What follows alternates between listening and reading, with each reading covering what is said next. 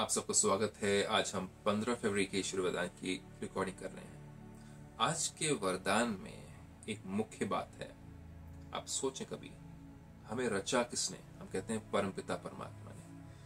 आप क्या इस शरीर की बात कर रहे हैं कि आप उस आत्मा की बात कर रहे हैं जो आप हैं, जिसको परमात्मा ने रचा? रचा का मतलब ये नहीं कि आत्मा को बैठ के बनाया, क्योंकि आत्मा तो अमर अजर अविनाशी है। लेकिन आत्मा में ज्ञान भरा, मन बुद्धि में उसके ज्ञान भरा, तो उसको कहते हैं रचना। शरीर तो आपके माता पिता ने रचा है, तो भगवान ने तो रचा नहीं है।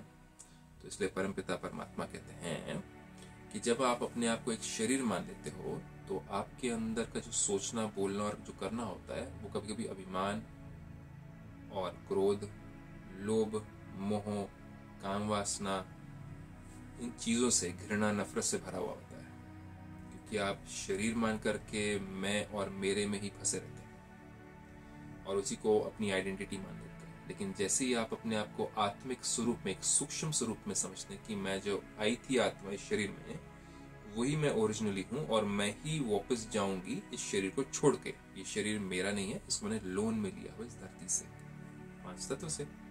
तो जब हम इस चीज में स्थित हो जाते हैं, इस फीलिंग में स्थित हो जाते हैं और हम हर चीज को इस नजरिए से देखते हैं, जो कहते हैं आत्मा के नजरिए से देखना हर चीज को, तो फिर हमारी अटैचमेंट्स जो होती है, हमारे जो लंगड़ होते हैं, जो बहुत सारे लंगड़ हमने लगाए होते हैं हर जगह पर, माँ बाप, बेटा, भाई बहन, पैसा, धन दौलत, गाड़ी, बंगला, मकान, सर्टिफिकेशंस और जो जो हमें कैपेबिलिटीज, हमारी गुण हैं, उन सबको हम क्या करते हैं, उनसे हम दूर होते जाते हैं।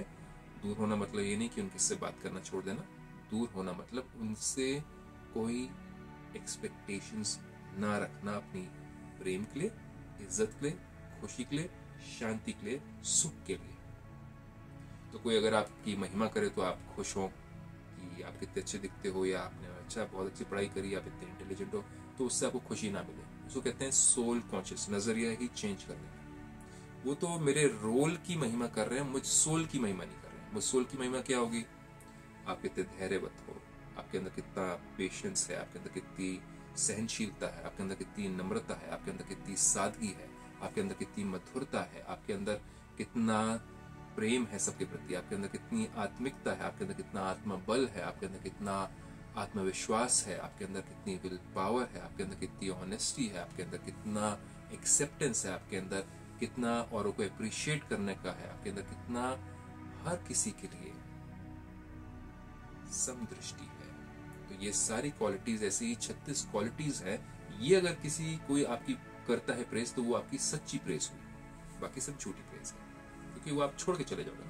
तो इसलिए परमात्मा कहते हैं कि हमारा सोचना कैसा है और हमारा बोलना कैसा है और हमारा करना कैसा है, उसको आज हम चेक करें। तो परमात्मा कहते हैं सोचना, कहना और करना, इन तीनों को समान बनाने वाले बाप समान संपन्न भव। अगर शरीर के हिसाब से सोचें तो इस समान नहीं होंगे, क्योंकि आपको कुछ पाने के लिए कुछ झूठ बोलना पड़ जाएगा। लेकिन अगर आप ऑनेस्ट होंगे और उससे अगर वो पाते हैं, तो फिर वो सच्चा कर्म हो जाएगा। लेकिन लोग डरते हैं ना, तो इसलिए परमात्मा कहते हैं कि सोचना, बोलना और करना कैसे है? भगवान समान है कि राक्षस या रावण या शैतान समान? तो बाप दादा, बाप हो गए परमात्मा पिता और दादा हो गए एडम या ब्रह्मा।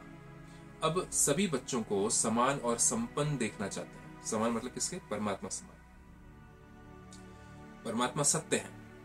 संपन्न बनने के लिए सोचना, कहना और करना तीनों समान हो।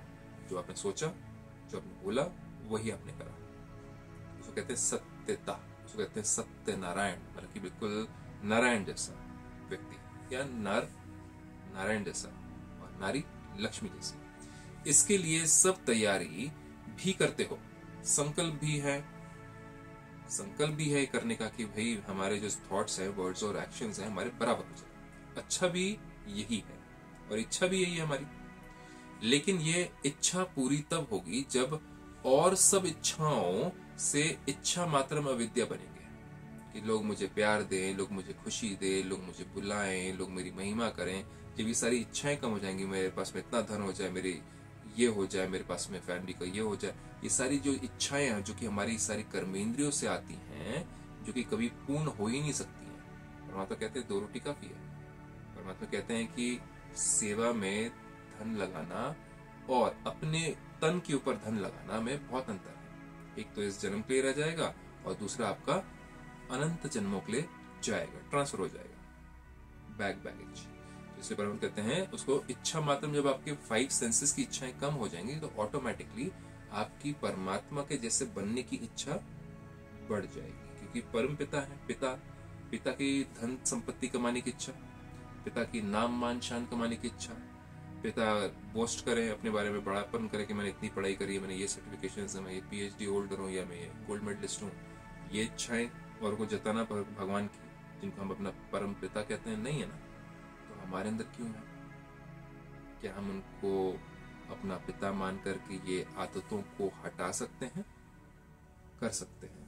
ये समझ आनी चाहिए हमें। तो परमात्मा कहते हैं इसलिए इच्छा मात्र में अविद्या बनेंगे, और जो इच्छा मात्र में अविद्या बन जाते हैं उनकी सारी इच्छाएं ऑटोमेटिकली पूरी हो जाती है। लेकिन जो भागते रहते हैं उनकी कभी इच्छाएं पूरी नहीं होती है, उनको बहुत मुश्किल से मिलती है, हो भी जाए तो।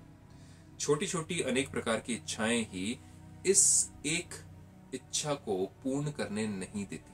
ये कर लूं पहले, वो कर लूं पहले, ये कमा लूं पहले, वो खा लूं पहले, ये पहन लूं पहले, फिर जाके करूंगा ना। परमात्मा कहते हैं वो सारी इच्छाएं तुम्हें देरी से मिल रही हैं और देरी से मिलेंगी, और तुम्हें मुझसे भी देरी से कनेक्ट कराएंगी। तो उन इच्छाओं को कम करते जाओ और परमात्मा से जुड़ने की जो ताकत जो तुम्हें चाहिए वो तुम्हें मिलनी शुरू हो जाएगी।